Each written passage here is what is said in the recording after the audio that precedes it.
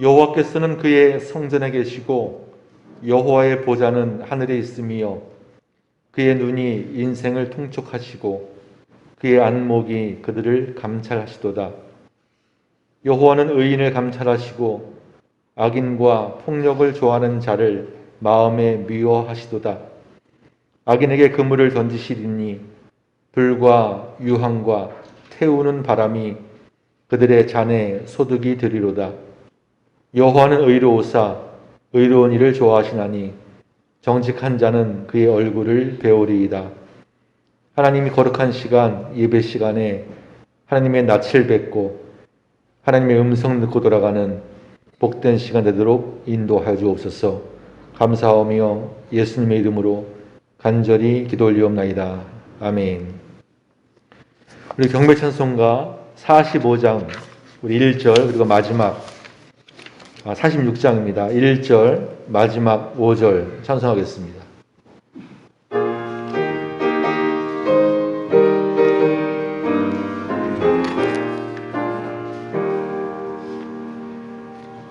이 날은 주의 정하신 참 기쁜 날일세. 온 천하 만민 주 앞에 다 찬송하여라. 이 날에 모인 성도들 호산나 부르세. 저 하늘 천군 천사도 다 화답하여라. 아멘.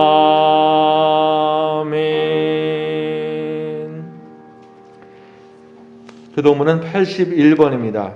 81번 에베소서 4장 말씀입니다.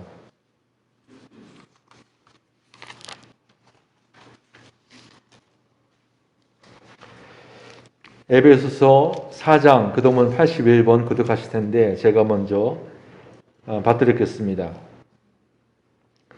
그러므로 주 안에서 갇힌 내가 너희를 권하노니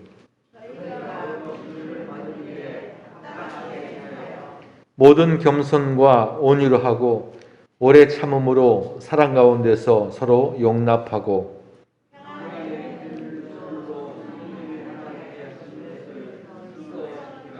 몸이 하나요 성령도 한 분이시니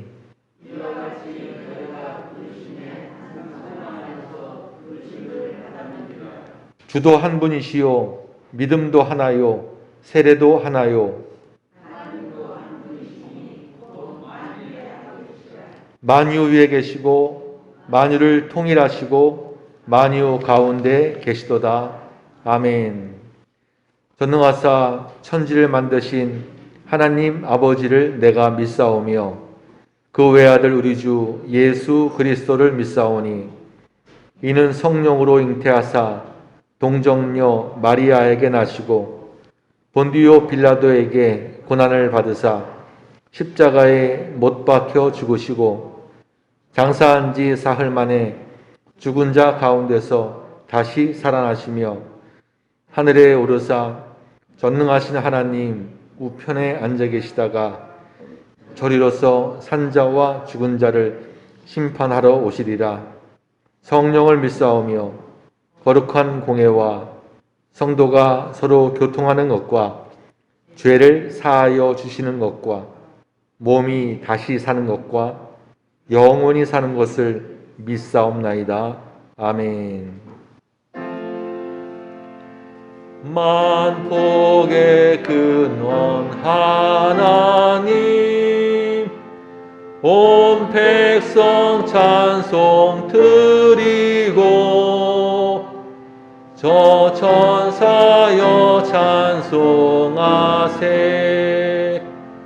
찬송 성부 성자 성령 아멘. 잘 앉으시겠습니다. 기도하시겠습니다. 하나님 돌아보고 생각해보면 모두가 다 하나님의 은혜입니다. 세상에 휩싸여 살 때에는 걱정도 많고 불안감도 많았고 또 욕심과 그에 따른 불행감도 많이 느꼈습니다. 그러나 하나님을 생각하고 바라보니 우리가 살아 숨쉬는 순간순간이 하나님의 돌보심과 인도하심으로 가득 차 있음을 느끼게 됩니다.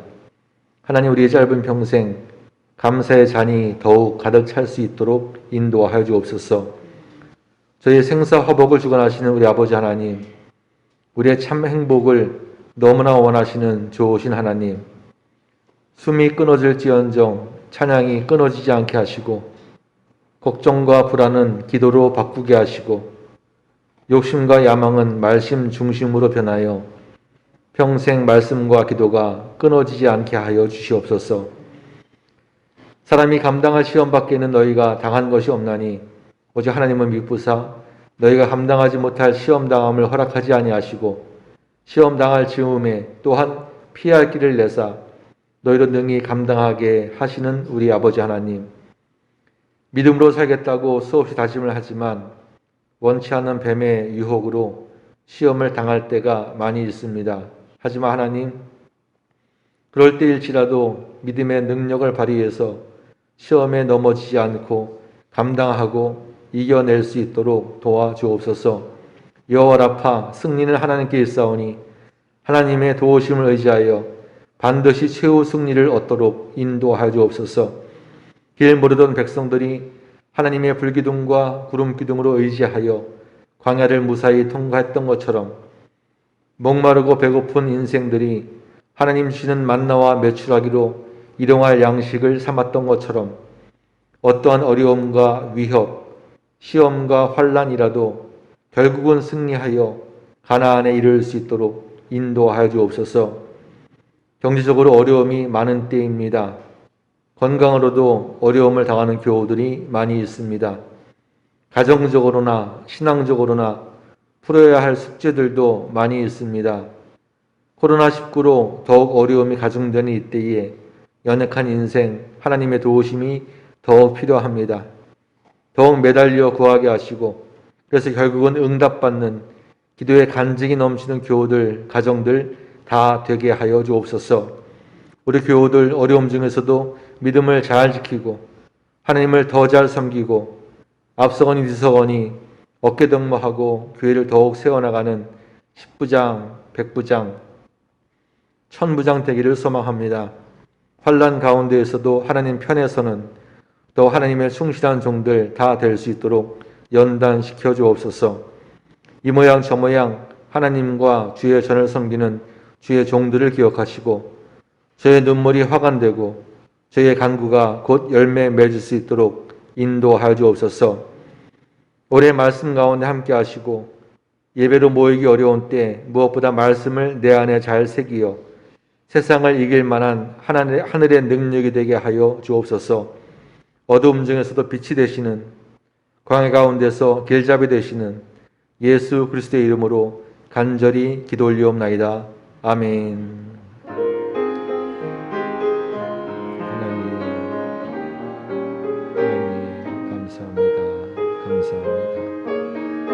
사랑하는 교우들, 하나님 품에 푹 안겼다가 하나님의 음성, 하나님의 치 느끼고 들어가는 하나님과 교통하고 동행하는 임마누엘 시간 되도록 인도하여 주옵소서.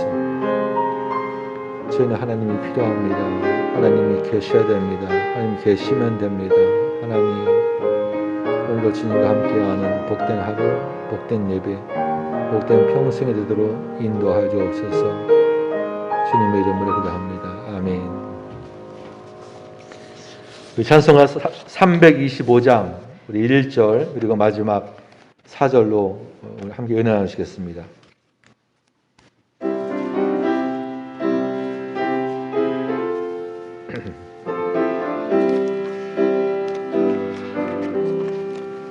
예수가 함께 계시니 시험이 오나 겁없네. 기쁨의 근원 되시는 예수를 위해 삽시다. 날마다 주를 섬기며 언제나 주를 기리고 그 사랑 안에 살면서 딴 길로 가지 맙시다. 주께서 심판하실 때 잘했다 칭찬하리니 이러한 상급 받도록 예수를 위해 삽시다. 아멘. 날마다 주를 섬기며 언제나 주를 기리고 그 사랑 안에 살면서 딴 길로 가지 맙시다. 아멘. 오늘 주신 하나님의 말씀은 창세기 39장 20절부터 23절까지 말씀 보겠습니다. 성경 통독 두 번째 시간 창세기 32장부터 출애굽기 4장까지 말씀 한번 요약해서 보겠는데요. 본문의 말씀은 창세기 39장 구약성경 61쪽입니다. 39장 20절부터 23절까지의 말씀 우리 한 목소리 받아 듣겠습니다. 이에 요셉의 주인이 그를 잡아 옥에 가두니 그 옥은 왕의 죄수를 가두는 곳이었더라. 요셉이 옥에 갇혔으나 여호와께서 요셉과 함께 하시고 그에게 인자를 더하사 간수장에게 은혜를 받게 하시며 간수장이 옥중 죄수를 다 요셉의 손에 맡김으로 그 재반 사물을 요셉이 처리하고 간수장은 그의 손에 맡긴 것을 무엇이든지 살펴보지 아니하였으니 이는 여호와께서 요셉과 함께 하심이라. 여호와께서 그를 범사에 형통하게 하셨더라. 아멘. 아멘. 이제 우리의 잘 아는 글로리아 찬양대의 특별 찬송 이시겠습니다.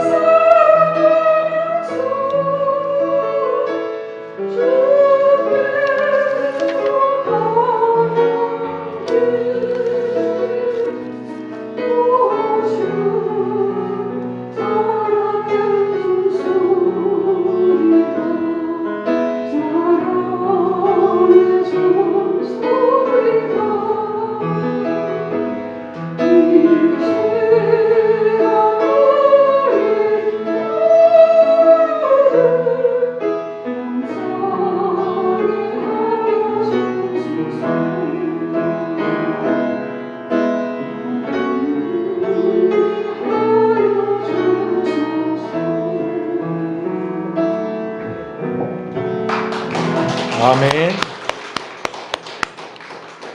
감사합니다. 코로나가 다 나쁜 것만 아닌 것은 우리가 성가대 찬양 이게 솔로로 들어볼 수 있다는 것. 평상시 같으면 뭐 생각도 못했을 텐데 대장님이 수고 많으셔서 잘 섭외해 주시고 또 우리 성가대 평소에는 잘 못하는 분까지 이렇게 함께 나와서 찬양하는 것을 보니까 얼마나 좋은지. 목소리가 참 곱죠? 보기랑 다르죠? 참 곱고 이 찬양 하나님께서 기뻐 흠명하실 줄 믿습니다. 사랑의 종소리, 제목이 사랑의 종소리인데 마치 옛날에 그 새벽 교회 종소리 땡땡 치면은 그 소리 듣고 하나님의 전으로 모이는 것처럼 이 시간에 사랑의 종소리 들으시고 날로 가까이 같이 가면은 몸이 따뜻해지는 것처럼 하나님의 사랑을 따뜻하게 접하여서 여러분의 영혼도 따뜻해지시기를 다시 한번 부탁을 드립니다. 우리 감사, 찬양 다시 한번 박수 감사합니다. 인사 나누시겠습니다. 얼굴만 받으려야 됩니다. 우리 원사님 얼굴만 받으려야 됩니다. 마찬가지 우리 20명이 넘어갈 것 같으면은 우리 이제 기획위원들이라든가 재무부라든가 알아서 좀 불편하겠습니다만은 우리 옥상 시원한 테라스 있고요. 또 지하 주차장 또 이제 따스한 도 있고 그래서 우리 방역 수칙을 잘 지켜가면서 이렇게 예배드렸으면 좋겠습니다. 자, 오늘 설교의 제목은 최고의 축복, 임마누엘이라는 제목입니다. 창세기 32장부터 출애굽기 4장까지 말씀을 정리해서 볼 텐데 우리 지난 시간에 창세기는 50장까지 있죠. 50장까지. 근데 1장부터 11장까지를 아주 옛날 원시 역사다 이렇게 분류를 하였고 12장부터 마지막 50장까지를 족장시대라 이렇게 분류를 하였는데 족장은 4명 기억하시면 됩니다. 아브라함, 이삭, 우리가 지난 시간에 살펴보았고요. 오늘 살펴보게 될 야곱, 그리고 요셉까지 족장들에 대해 살펴보겠습니다. 자, 야곱은 아버지가 이삭이고 어머니가 리브가였었는데 쌍둥이 동생으로 태어납니다. 쌍둥이 동생은 참 억울할 것 같아요. 몇 분 차이인데 평생 형이라고 해야 되잖아요. 더군다나 이스라엘은 우리도 옛날에 그랬습니다만 큰아들과 작은 아들의 차이가 굉장히 컸습니다. 큰아들은 무조건 한 살이 아니라 몇 시간 차이라도 장자. 그래서 유산도 장자에게 늘려주고 제사도 큰아들이 드리는 그런 특권을 누리고 있었습니다. 야곱은 아슬아슬하게 쌍둥이 동생으로 태어났고 그 쌍둥이 형은 그 유명한 에서입니다. 형제가 다 달라요. 똑같은 뱃속에서 태어났는데 형제의 성향도 다르고 모든 것이 다 달랐는데 쌍둥이도 다르단 말씀이죠. 그래서 아버지 이삭은 남성다운 형 에서를 더 좋아했고 어머니 리브가는 동생 야곱, 좀 곱상하다고 할 수 있을까요? 동생 야곱을 더 사랑하였습니다. 그래서 이삭은 죽기 전에 맏아들 에서를 불러서 장자니까 큰아들이니까 장자를 불러서 축복하려고 했는데 27장 4절 보니까 내가 즐기는 별미를 만들어 와라. 내가 그거를 먹고 내가 기분 좋게 내 마음껏 내게 축복할 것이다. 말했는데 이 이야기를 엄마 리브가가 듣게 됩니다.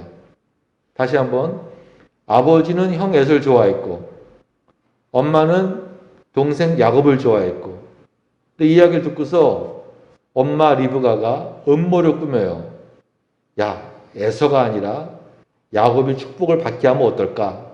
그래서 야곱을 불러서 네가 형인 것처럼 내가 음식을 만나게 해줄 테니 아버지 좋아하는 음식을 내가 아니까 만나게 해줄 테니 네가 형인 것처럼 목소리도 꾸미고 또 여기다 형은 털이 많은 사람이고 야곱은 털이 없는 사람이었었는데 털도 좀 붙이고 그래서 눈이 어둡고 늙은 아버지를 한번 속여서 네가 아버지의 하나님의 축복을 받자 음모를 꾸미게 됩니다.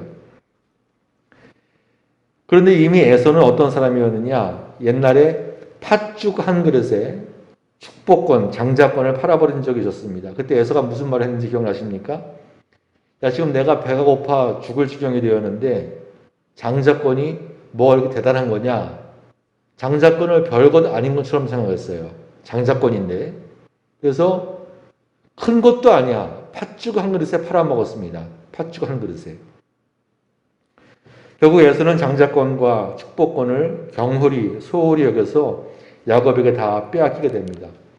복이라고 하는 것은 복의 가치를 모르게 되면은 잃어버리게 됩니다. 빼앗기게 됩니다. 바로 그 사람이 에서였다. 그래서 에서를 우리는 망령됐다.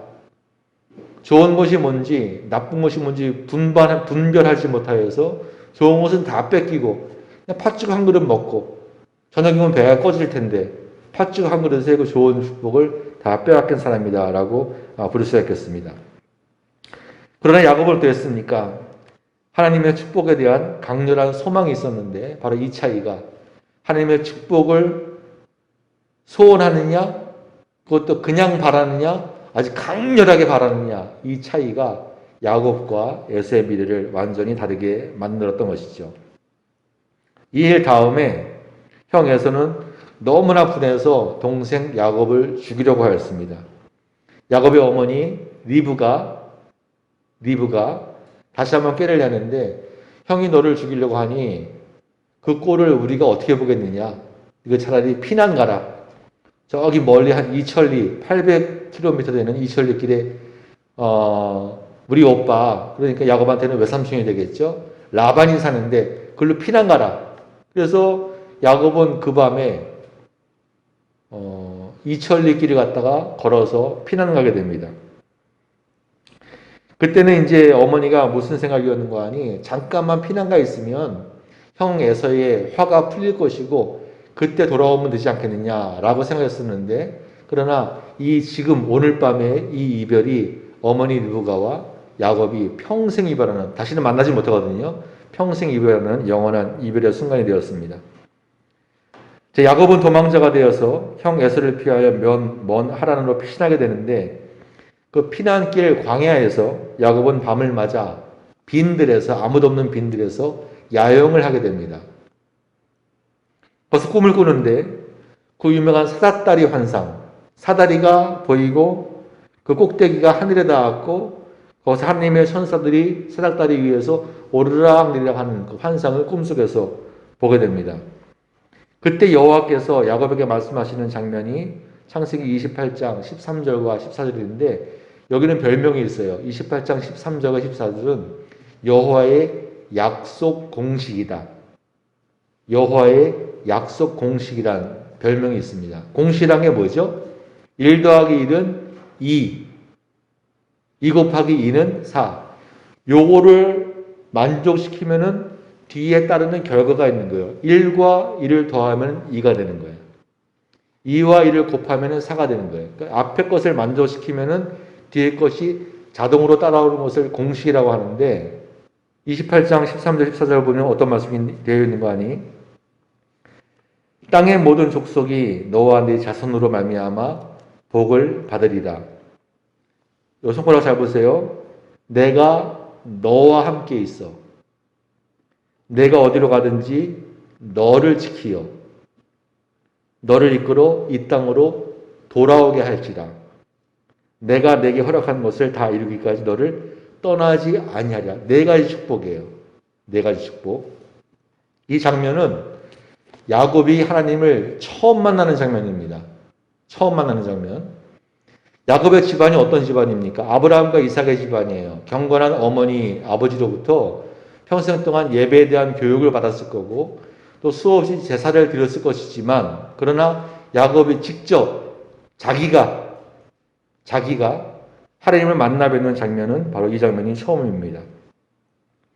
하나님을 만난 야곱의 삶은 변하게 됩니다. 아침 일찍 일어나 꿈속에서 하나님 천사를 보았던 그곳에 돌을 가져다가 기둥을 세우고 하나님을 위하여 하나님의 집을 지어요.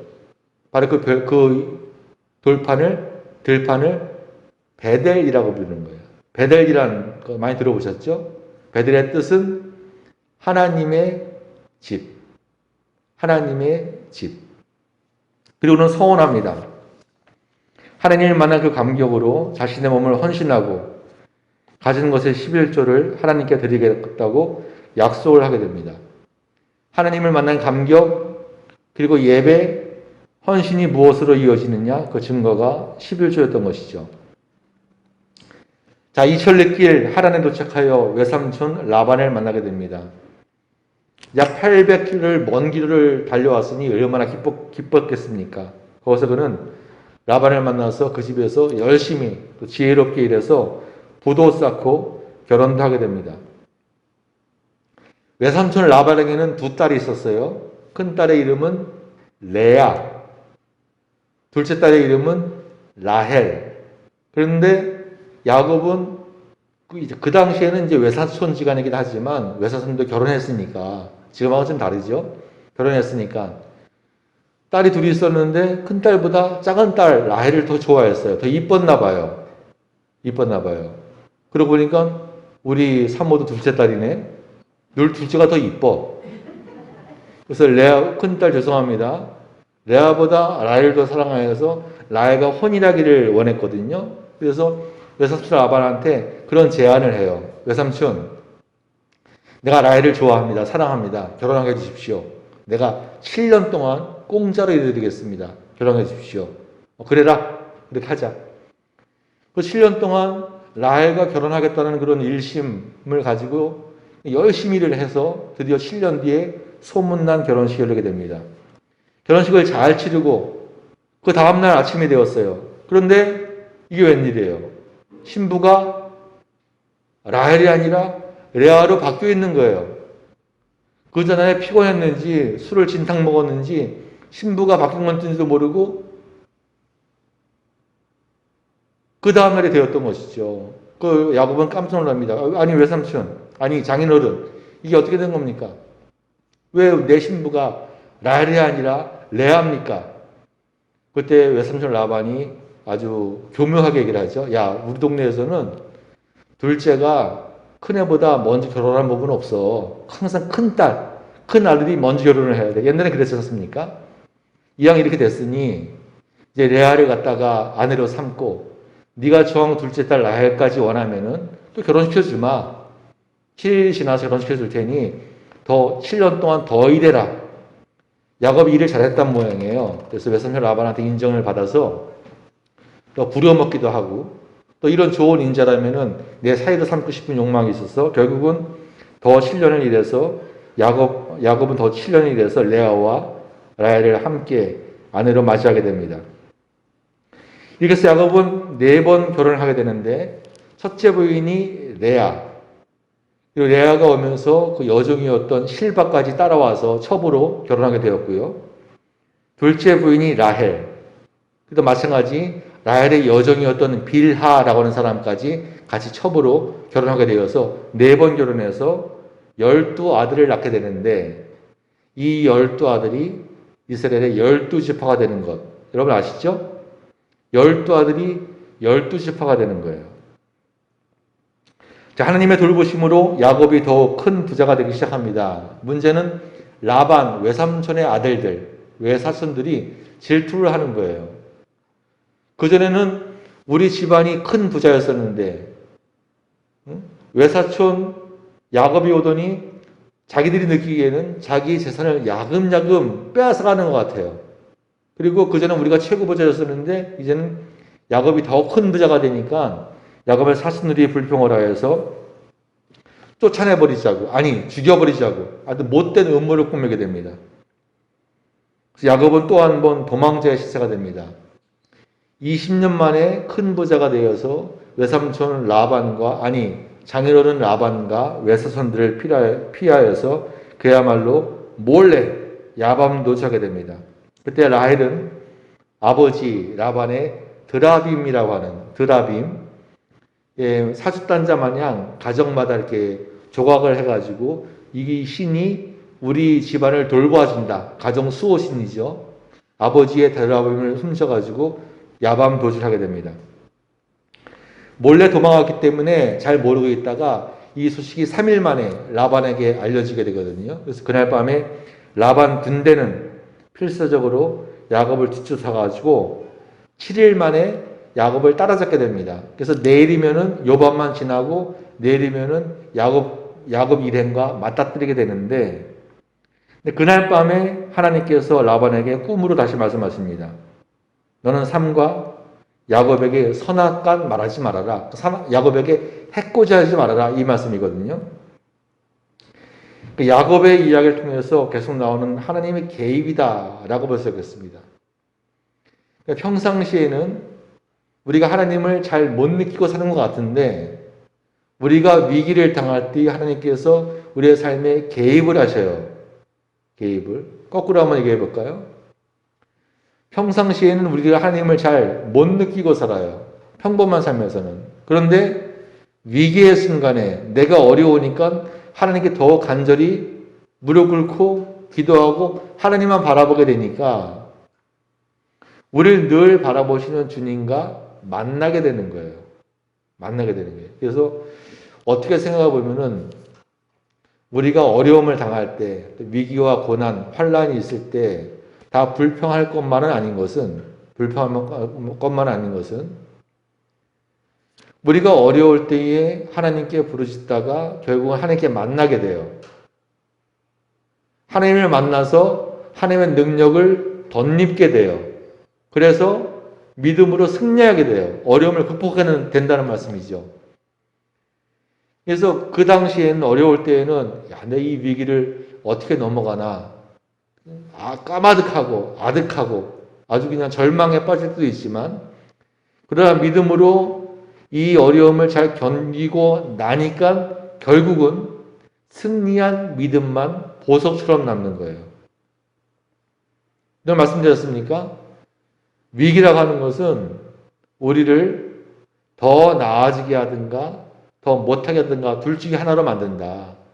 아마 여러분 느끼기에 코로나로 인하여서 여러분의 믿음이 더 좋아지는 것 같으십니까? 느슨해지는 것 같으십니까? 여러분의 경제적인 어려움을 통하여서, 건강의 상함을 통하여서 여러분의 믿음이 더 좋아지는 것 같으십니까? 더 안 좋아지는 것 같으십니까? 그 위기는 평상시는 잘 모르는데 내 믿음의 정체를 드러나게 해요. 날이 화창하면은 우리 집이 반석 위에 지은 건가 모래 위에 지은 건가 별로 상관할 필요가 없어요. 엊그저께 며칠 동안 굉장히 추웠었죠. 어느 날은 아침에 일어나 보니까 물을 트는데 물이 안 나오는 거예요. 왜 그럴까? 얼어버렸어. 그래서 겨우 조치를 해가지고 물이 나오게 됐는데, 또 아침에 나와서 시동을 거는데 시동이 안 걸려. 왜? 이 배터리가 안 되는 거예요, 또. 그래서 보험회사에 전화했더니 전화한 지 30분 만에 받아. 내 앞에 500명이 있었어요. 그리고 전화 받더니 한파 때문에 그런 자동차가 많아가지고 한 1시간 반, 보통 되면 한 2, 3분, 5분이면 오는데 1시간 반 걸리는 거예요. 왜 그럴까요? 추워서. 날이 따뜻할 때는 우리 수도가 안전한지 불안한지 상관하지 않고 그냥 잘 지나가. 날이 추워지니까 우리 집 수도가, 우리 차의 배터리, 이것이 정체가 드러나게 되는 거예요. 저는 우리 인생의 위기도 그렇지 않는가 생각이 됩니다. 우리가 평상시에는 그냥 흐리뭉텅, 그냥 뭐 술에 물 탄 듯, 물에 술 탄 듯 이렇게 신앙생활 할 수가 있어요. 평상시에는. 근데 인생의 위기가 오거든요. 인생의 겨울이 오거든요. 그때 내 믿음의 정체가 드러나게 돼요. 그래서 우리가 평상시에 믿음의 실력을 쌓아놓지 않으면, 평상시에, 그런 위기의 순간에 우리는 와르르 무너지게 돼요. 소리 지르면서. 모래 위에 집을 지었으니까. 그래서 평상시에 힘들어도, 바빠도, 지루해도, 지겨워도 믿음의 실력을 쌓아가는 것이 승리의 받침을 만드는 것이죠.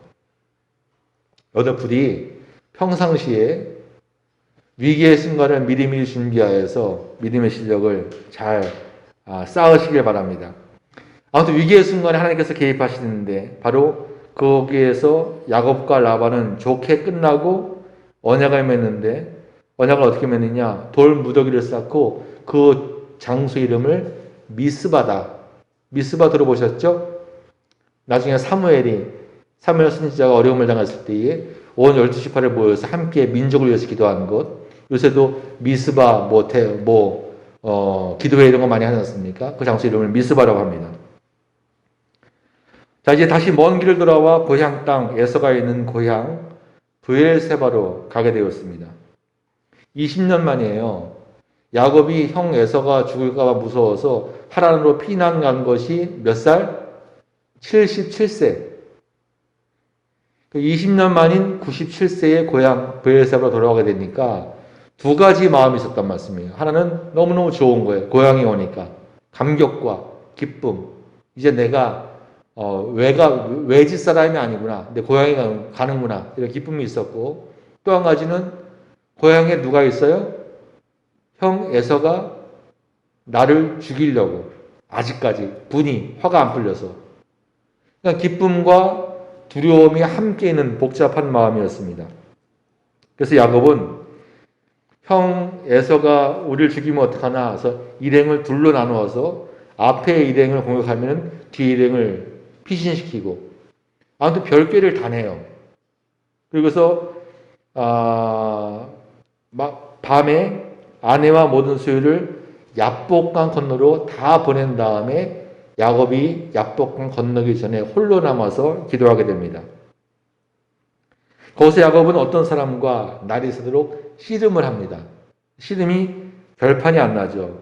그래서 그 사람은 야곱의 그 허벅지, 관절, 옛날에 그 환도뼈라고 들어보셨잖아요. 환도뼈를 쳐가지고 여기를 위골 부러뜨려요. 그래서 아파서 떨궈뜨리고 올라가려고 하는데, 하늘로 올라가려고 그러는데, 야곱은 나를 축복해주지 않으면 내가 절대로 당신 놓지 않겠다라고 때를 쓰게 됩니다. 그때 그 사람이 여호와의 천사가 하나님이 묻게 되죠. 내 이름이 뭐냐? 야곱입니다. 다시는 내 이름을 야곱이라 부를 것이 아니요. 뭐라고요? 이스라엘이라 부를 것이다. 이스라엘의 뜻이 하나님과 사람과 겨루어 이기다. 하나님과 야곱이 겨루었는데 야곱이 이겼어요. 그래서 그 뜻이 이스라엘. 하나님이 능력 없어서 진 건 아니잖아요. 여러분 아버지하고 아들하고 싸우면 누가 이깁니까? 아들이 이기잖아요. 여러분 혹시 자녀하고 박치기 시합 한번 해보셨어요? 아버지하고 아들하고 박치기 시합하면 누가 이겨요? 아들이 이겨야지. 아버지가 이기면 그건 바보지 그건. 부모는 져주는 거예요 항상. 사랑이 큰 사람이 사랑이 작은 사람한테 져주는 거예요. 하나님이 야곱의 끈질김에 감탄하여서 축복에 대한 불타는 열망에 감탄하여서 져주게 되었고 그 이름을 이스라엘이라고 바꾸게 됩니다. 나중에 야곱은 야복 강가 그곳의 이름을 브니엘이라고 부르게 됩니다. 브니엘의 뜻 기억하십니까? 하나님의 얼굴, 하나님의 낯, 하나님의 얼굴. 내가 하나님의 얼굴을 보았다는 얘기죠. 그래서 브니엘이라고 이름을 바꾸게 됩니다. 야곱은 그 이후 평생을 환도뼈가 잘못되어서 쩔뚝이며 살게 되었습니다.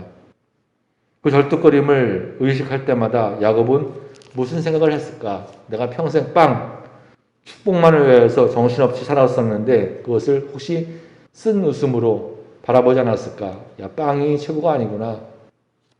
하나님의 얼굴을 뵙는 것이 하나님의 집을 짓는 것이 최고구나 라고 하면서 쓴 웃음을 짓지 않았을까요?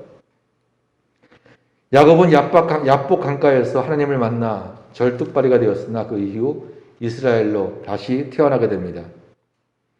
이름이 변한다 라고 하는 것은 철저한 변화를 뜻합니다. 아브라함이 아브라함으로 바뀝니다. 야곱이 이스라엘로 바뀝니다. 사울이 바울로 바뀝니다. 속사람으로부터의 완전한 변화. 하나님을 만나면은 변하게 돼요. 하나님을 만났는데 변하지 않는다? 이것은 거짓말입니다. 하나님 만나지 못한 거예요. 하나님 만난 것처럼 내가 착각하고 있는 거예요. 하나님을 만난 사람은 반드시 변해요. 인생이 변하고 꿈이 변하고 모든 것이 변하게 됩니다. 이 변화된 이스라엘을 통하여서 믿음의 후손들, 지파인 12지파가 이어지게 됩니다. 자, 네 번째 창세기 마지막 주요 족장인 요셉은 이 야곱의 11번째 아들이었습니다. 요셉은 가뭄과 기근 속에서 이스라엘이 끊어질, 멸절될 처지에 있었는데 그때 하나님의 섭리로 이스라엘을 좀 풍요로운 애굽의 땅으로 피신시킨 준비된 인물이었습니다. 여러분들 혹시 야곱의 12아들, 12지파의 이름을 혹시 외우고 계십니까? 혹시 이상한 점 못 느끼시겠어요? 자, 하나님께서 레아, 실바, 라헬, 빌하, 야곱의 네 아들을 통하여서 아들을 낳게 하시는데 야곱은 큰딸 레아보다 둘째 딸 라헬을 더 사랑했어요. 그런데 사랑하는 라헬에게서는 애가 생기지 않고 사랑을 잘 못 받는 레아를 하나님께서 불쌍히 여기셔서 레아의 태를 열어주시는 거예요. 그래서 라헬은 애를 못 낳는데 큰딸 레아만 애를 몇 명씩 낳아요. 큰아들 르우벤, 이름은 다 들어보셨을 겁니다. 르우벤 장자, 둘째 딸 시므온, 아닌데 아들인데, 큰아들 르우벤, 둘째 아들 시므온, 셋째 아들이 레위예요. 제사장 지파 레위. 넷째 아들 유다, 예수님의 조상이죠. 예수님의 조상 네 번째 아들입니다. 유다. 그러니까 큰 언니가 아들을 쭉 낳는데 동생인 라헬은 자기네 애를 못 낳으니까 질투가 나가지고 자기 여종이었던 빌하를 야곱의 첩으로 들여보내서 그럼 내 여종은 내 소유니까 이 여종에게서 난 아들도 내 아들이겠거니 하는 마음으로 자기 여종이었던 빌하를 첩으로 들이게 돼요. 그래서 그 빌하로부터 다섯 번째 아들인 단과 납달리가 태어나게 됩니다. 또 그것을 언니 레아가 질투하게 돼요. 너만 여종이 있느냐? 나도 여종이 있다. 라고 해서 자기 여종이었던 큰딸의 여종이었던 실바를 첩으로 들여보내서 일곱째 아들 갓과 여덟째 아들 아셀을 낳게 됩니다. 그러고 난 다음에 하나님께서 다시 큰딸 레아를, 야곱에게 사랑받지 못하는 레아를 불쌍히 여기셔서 아홉째 이사갈과 열 번째 아들 스불론을 낳게 됩니다. 그러고 난 다음에야 마지막에 야곱이 사랑했던 라헬에게서 태어난 아들이 두 명이 있었는데 요셉과 베냐민이에요. 요셉은 11번째 아들이고 베냐민은 12번째 막내입니다. 근데 여러분들 르우벤 지파 들어보셨어요? 들어보셨죠? 시므온 지파 들어보셨어요? 들어보셨죠? 베냐민 지파 들어보셨어요? 들어보셨죠? 근데 요셉 지파라고 들어보셨어요? 없어요. 요셉 지파는 없습니다. 왜 요셉은 야곱의 11번째 아들인데, 그것도 요셉 아주 큰 사람인데, 위대한 사람인데, 요셉 지파는 왜 없을까?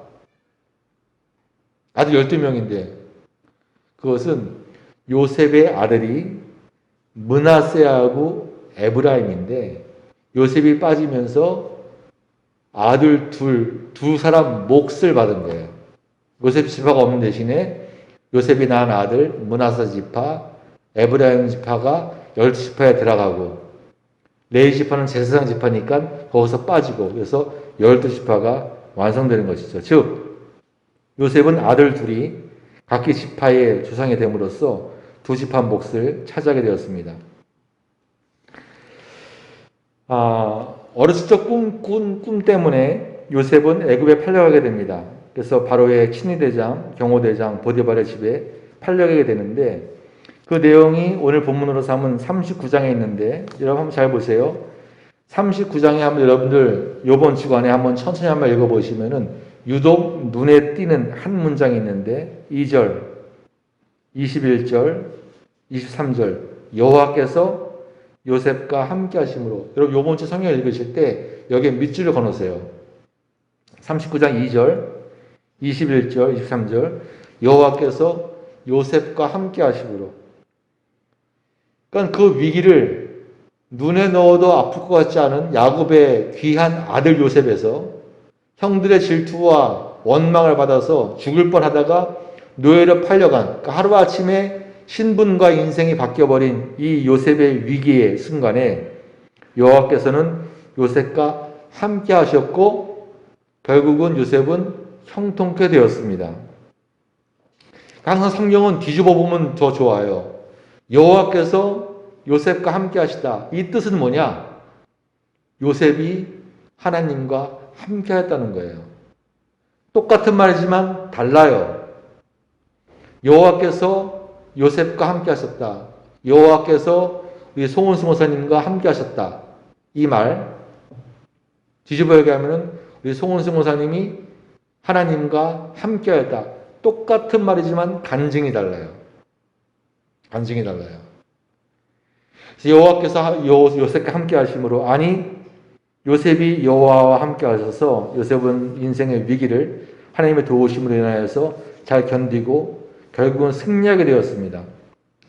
그래서 보디발의 집에서 일을 잘해서 가정총무로 출세했는데 거기서 여러분 잘 아시는 보디발 아나의 집연 유혹을 받게 되었고 그것을 거절한 것 때문에 모함을 받아서 옥에 갇히게 되었습니다. 그런데 그 감옥에서도 여호와께서 요셉과 함께 하사 그리고 인자를 더하사 간수장에게 의뢰를 맡게 하고 감옥의 모든 재반 사무를 담당하는 총무 역할을 하게 됩니다.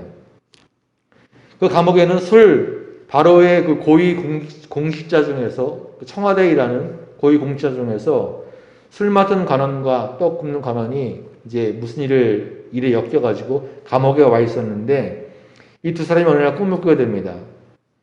그래서 꿈을 꿔서 요셉이 지혜로운 것을 소문이 났으니까 꿈 해몽을 좀 해다오.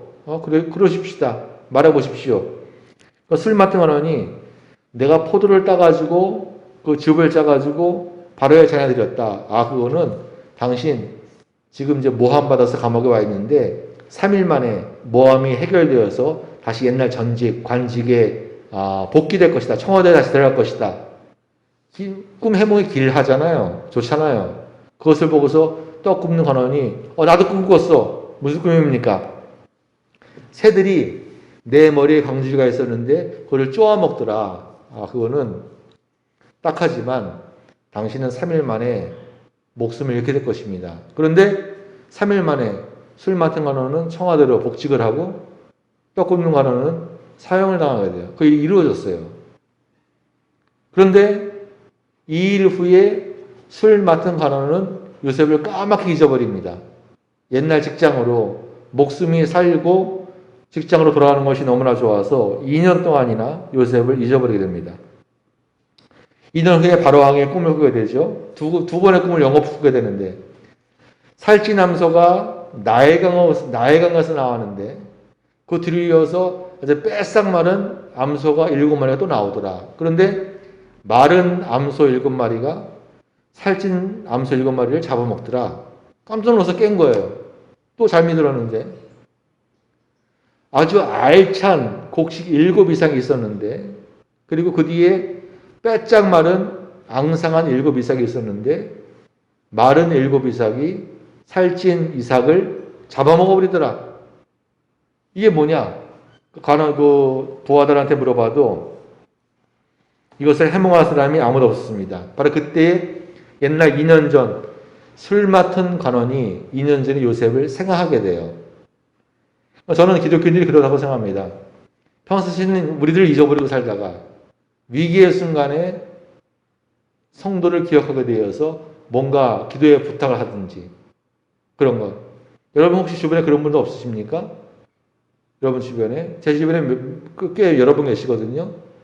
평상시에는 연락도 잘 안 되고 그냥 지내다가 어려움을 당하면은 아무개 김 목사 날 지금 기도 좀 해줘. 그렇게. 평소에 잊어버려 살다가 하나님의 사람을 위기의 순간에 기억해서 뭔가 청을 되죠. 이 얘기도 마찬가지입니다. 그래서 요셉이 바로의 왕 앞에 불려와서 꿈 해석을 하게 되는데 이것은 무슨 꿈이냐? 앞으로 7해 풍년이 있을 거다. 그 다음에 7해 흉년이 있을 거다. 그런데 흉년이 너무나 극심해서 이전 7해 풍년은 생각나지 않을 정도로 아주 참혹한 기근, 가뭄이 있을 것이다 라고 꿈에 해몽을 하게 됩니다.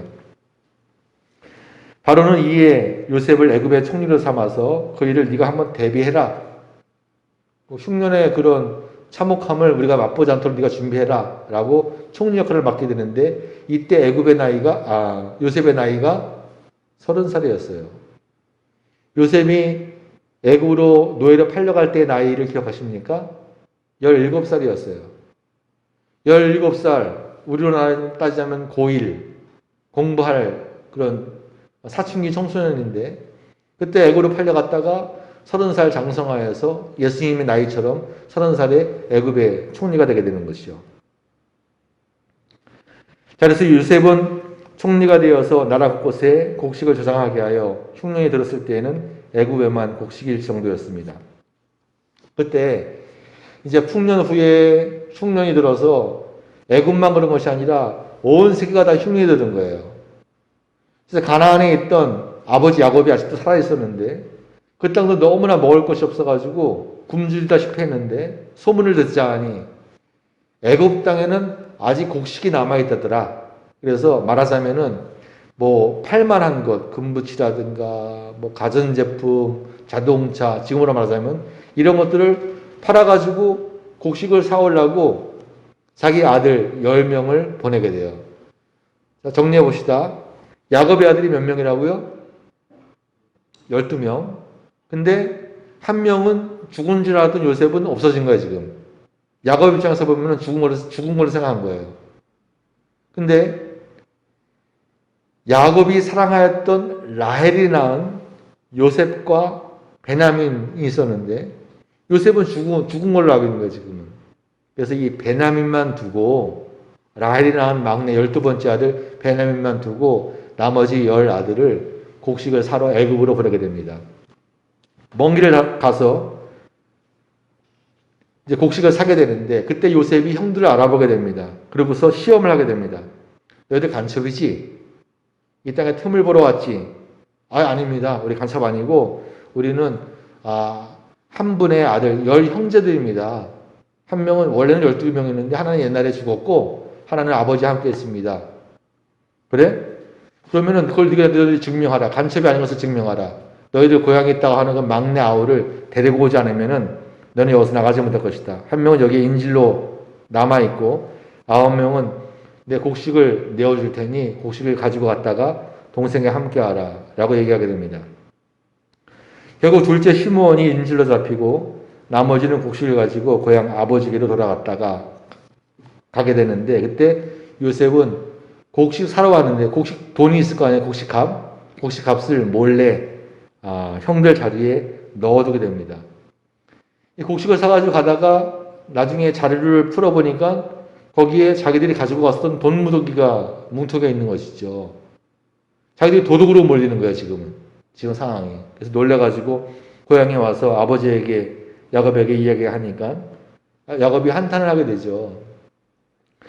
야, 요셉도 없어졌고, 요셉도 죽었고, 시몬도 없어졌고, 시몬이 이제 애굽에 인질로 잡혀있고, 두 아들 잃었는데 막내 베냐민까지 데려가려고 하느냐? 난 그렇게 못한다. 그러면서 시간이 흘러요. 곡식이 아직 있으니까 시간이 흘러요. 곡식을 다 먹은 다음에 기근이 계속되는데, 그때 장남 르우벤이 아버지에게 얘기하죠. 내가 그를 아버지에게로 데리고 오지 않거든 내 두 아들을 죽이소서. 내가 그를 아버지에게로 데리고 돌아오겠나이다 라고 해서 동생 베냐민과 함께 곡식이 있는 애굽으로 두 번째 내려가게 됩니다.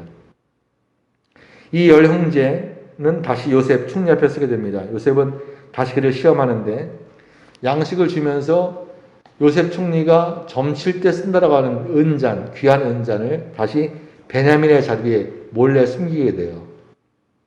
그래서 이 10 형제는 곡식을 가지고 돌아가다가 요셉이 군대를 보내서 자료를 풀어보게 하니까 베냐민의 자료에서 그 은잔이 나오는 거예요. 근데 유다가 그런 말 했거든요. 만약 은잔이 우리에게서 발견되면 우리가 다 노예가 될 것입니다. 결국 그 잔이 베냐민의 집에서 나왔을 때에 유다 몇 번째 아들이라고? 예수님의 조상 네 번째 아들 유다가 얘기하는데, 저 아이 대신에, 베냐민 대신에 저를 종으로 삼으시고 저 아이는 그들과 함께, 형들과 함께 돌려보내 주십시오. 자, 생각해 보십시다. 열 아들은 베냐민의 형이었던 요셉을 죽였어요. 아니, 팔았어요. 갈등이 있는 거예요. 그런데 이제는 요셉의 동생 베냐민을 위하여서 유다는 내 생명을 바치겠다는 거예요. 나를 인질로 삼으소서, 나를 감옥에 보내소서, 나를 죽이소서, 다만 이 베냐민 동생만큼은 살려줬어. 이렇게 형제들이 위기 속에서 변화하게 됩니다.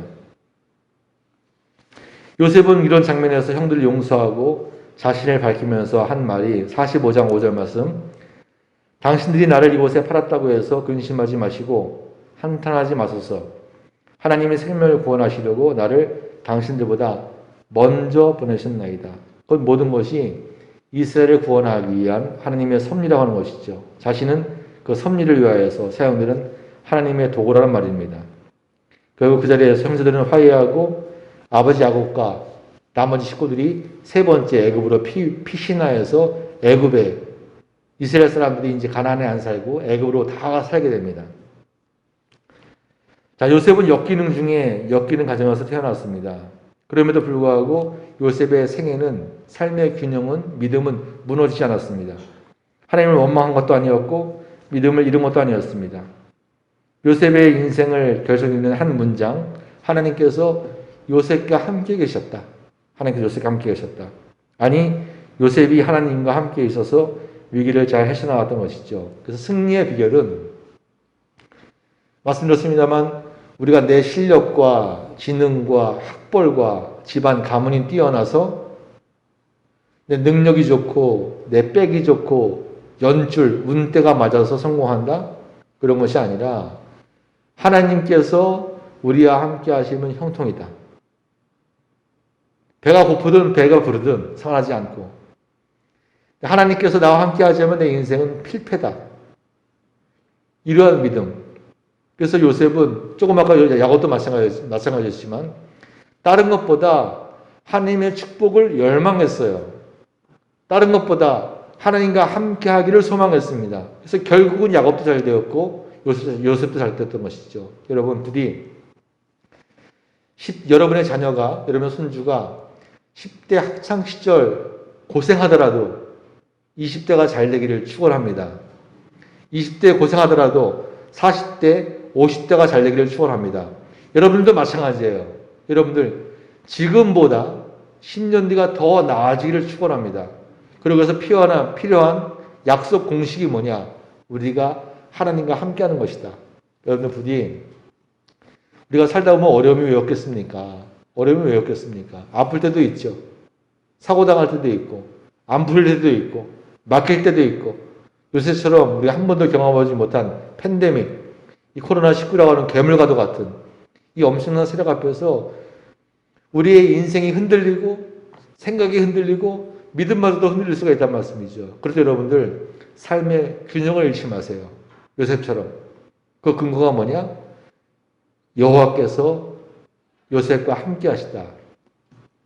오늘의 설교 제목은 최고의 축복이 뭐냐? 임마누엘이다. 하나님께서 우리와 함께 하시다. 우리 여러분들, 하나님께서 사랑하는 성도 여러분들과 함께 계시고, 거꾸로 뒤집어서 여러분들이 하나님과 함께 계시어서 인생의 어두운 겨울, 추운 겨울이 인생의 봄으로 변화되시기를 주님의 이름으로 축원합니다. 기도하시겠습니다. 하나님과 함께함이 최고의 축복입니다. 내 입으로 고백하고 우리 자녀가 고백하고 우리 모두가 함께 고백하여서 인생의 어두운 그늘, 겨울 다 지나가고 인생의 봄날 속히 맞을 수 있도록 인도하여 주옵소서. 조용하게 통성으로 기도하시겠습니다.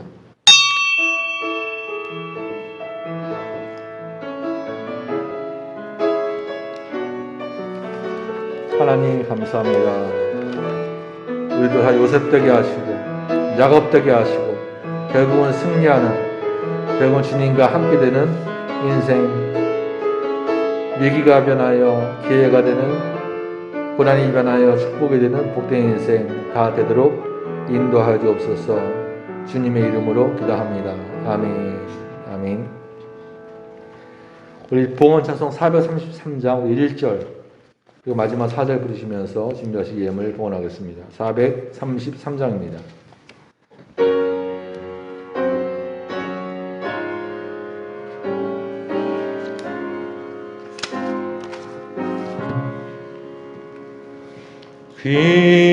귀하신 주여 날 붙드사 주께로 날마다 더 가까이 저 하늘나라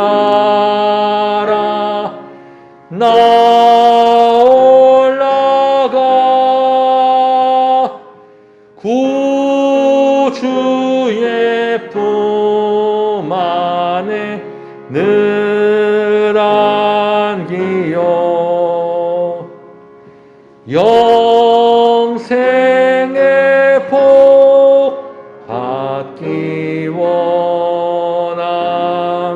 일어나셔서 합니다. 이 세상 내가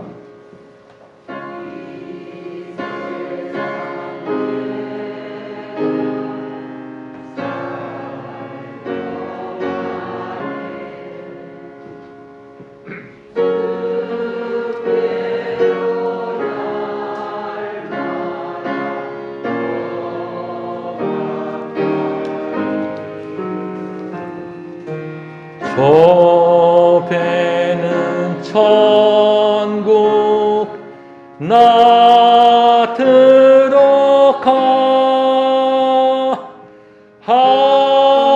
한없는 복락을 다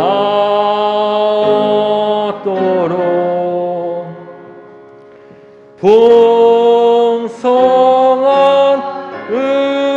은혜를 주옵소서. 아멘. 이 세상 우리가 살 동안에 주님께로 한 발짝 한 발짝 날마다 더 가까이 되기를 간절히 원합니다. 난로에 가까이 있으면 몸이 따스해지는 것처럼 우리의 영혼, 우리의 인생 하나님과 가까이 밀접하게 아니 내 안에 하나님을 모시어서 우리 인생이 따스해지고 인생의 봄날이 속히 올 수 있도록 인도하여 주옵소서. 정성 어린 제목을 가지고 이 모양 저 모양 제목을 가지고 하나님께 예물을 드립니다. 하나님 어려운 형편 중에서도 하나님께 예물 드리는 손길들 기억하시고 저들의 인생에 기름 부어주시고 그래서 아버지 하나님께 귀에 쓰임받을 수 있는 요셉과도 같은 하나님의 도구들, 선한 도구들 다 될 수 있도록 인도하여 주옵소서. 하나님의 일 마음껏 하고 예배 마음껏 드리고 할 수 있도록 건강의 축복과 물질의 축복과 자오선의 축복과 미래의 축복을 더하여 주시어서 주님의 일 신나게 감당할 수 있도록 인도하여 주옵소서. 축복하오며 주님의 이름으로 간절히 기도 올리옵나이다. 아멘. 아멘. 하나님 감사합니다. 하나님 감사합니다. 인도하여 주옵소서. 주님을 믿습니다. 역사하여 주옵소서. 아멘. 자리 앉으시겠습니다. 교회 수신화 되겠습니다. 오늘은 주연후 일주 예배로 드리고 있습니다. 성경을 읽으시면서 하나님의 마음을 좀 더 이해하게 되는, 좀 더 하나님을 닮아가게 되는 그 복된 하나가 되기를 소망합니다. 2.5단계 다음 일단은 17일까지 예정되어 있습니다만 계속되고 있습니다. 이동안 우리들은 비대면 온라인 예배 드리고 있습니다. 지난 한 주간 동안에 우리 이른비 특별 새벽 기도 했었는데요. 많이 모이지 못했지만 어쨌든 기도를 쭉 이어나가시길 바라겠습니다. 3번 다시 한번 광고합니다. 묵상지금 내 마음의 쉼표 이건 하나가 발간되었는데 여러분들 보시고 또 가져와서 여러분 자녀에게도 주시고 전도하고 싶은 사람들 다 나누셔서 묵상과 전도기로 삼으시길 바랍니다. 속장님들 모임은 다음 주에 갔습니다. 오늘 많이 못 나오고 있어서 다음 주에 갔는데 우리 연합숙회에 대해서 한번 의논해 보도록 하겠습니다. 여러분들 신년 헌금하시면서 기도 제목 적어주셨는데 안내무신도 꽤 많으시더라고요. 여러분들 기도 제목을 알아야 물론 목사 기도하겠습니다만 알면 좀 구체적으로 기도할 수 있겠죠. 저한테 문자라든가 아니면 저 앞에 있는 결단서라든가 이렇게 선정하셔서 한번 기도 제목을 한번 정리해 보시고 그래서 올 한 해 기도의 목표, 올 한 해 축복의 목표 저도 알려주셔서 함께 기도할 수 있도록 해주시면 좋겠습니다. 자, 성경 잘 읽고 계시죠? 혹시 눈이 어두워서 성경 잘 안 보이시는 분들 제가 지난주에 기가 막힌 방법을 알았어요. 우리 핸드폰도 잘 안 되는 데이터도 닳고 그러니까 집에 와이파이 설치하는 분도 있으니까 그랬는데 어떻게 하면 좋을까? 제가 CD를 구워드릴까? 여러 가지 고민했었는데 우리 김사영 원사님이 왜 어르신들 등산 다닐 때 음악 크게 틀고 다니는 거 있잖아요. 그걸 생각해내셨어요. 그래서 그거 어디 구할 수가 없나 봤더니 기독교 백화점에 있는 거예요, 그게. 한번 들어보세요, 한번. 김사영, 제가 오늘 갖고 오셔야 됐거든. 그래서 제가 지난주 화요일 날에 기독교 백화점 가서 같이 샀어요. 이거. 저기에 성경하고 찬송가도 다 저 안에 들어가 있는 거예요. 한번 조금만 틀어보세요.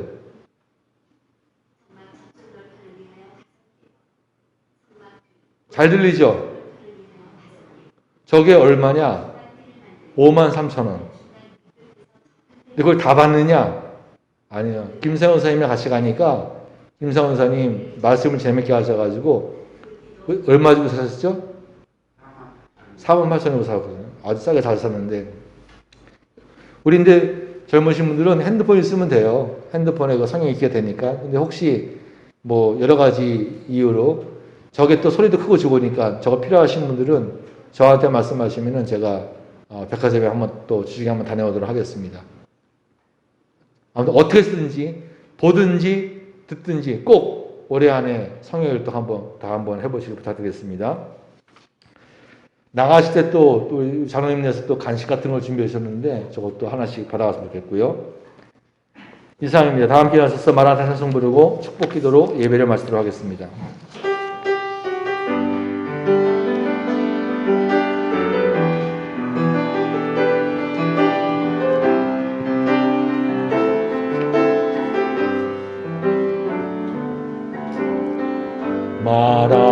마라나타 주 예수여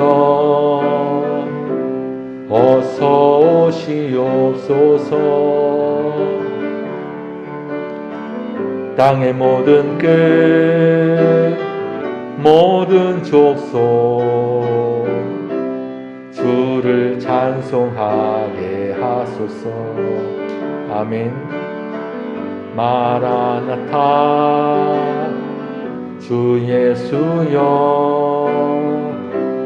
어서 오시옵소서. 모든 열방이 주께 돌아와 춤추며 경배하게 하소서. 우리 주님 다시 오실 길을 만들자. 십자가를 들고 땅 끝까지 우린 가리라. 우리 주님 하늘 영광 온 땅 덮을 때 우린 땅 끝에서 주를 맞으리. 마라나타 마라나타 아멘. 주 예수여 오시옵소서. 마라나타 마라나타 아멘. 주 예수여 오시옵소서. 지금 우리 구주 예수 그리스도의 섬사신 사랑과 하늘에 가로 뛰없는 성부 하나님의 지극 만극하신 은혜와 성령 하나님의 교통 위로 회복 충만케 하시는 절대 능력이 예배에서 승리하고 세상에서도 승리하기 원하는 사랑하는 성도들 머리와 심령위에 그리고 사업과 가정 좌우선 머리머리 위에 지금부터 영원토록 함께하여 주시기를 간절히 축원하옵나이다. 아멘.